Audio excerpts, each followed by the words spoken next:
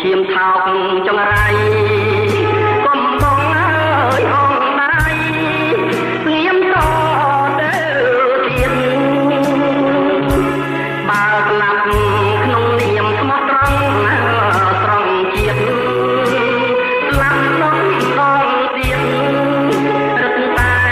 ប្រសា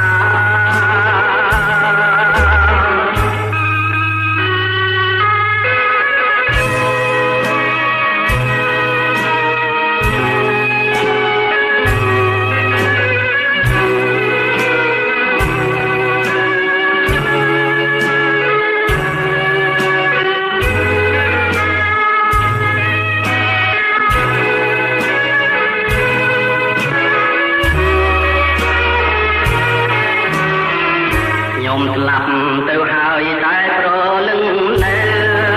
ឈាមខ្ញុំអើយស្រែកហៅដៃអស់ក៏ល្បត់ឲ្យញ៉ាំក្រោកឡើងមកជួយប្រយុទ្ធដៃកាន់អាវុធ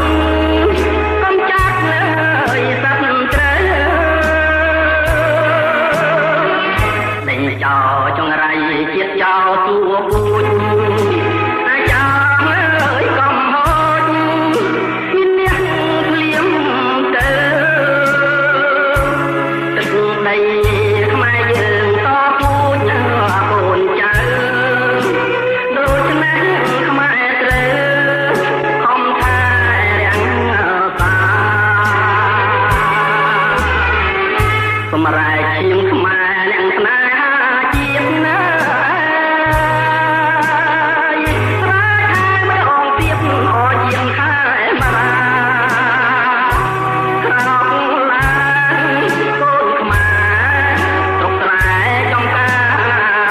ជួយវាយប្រហា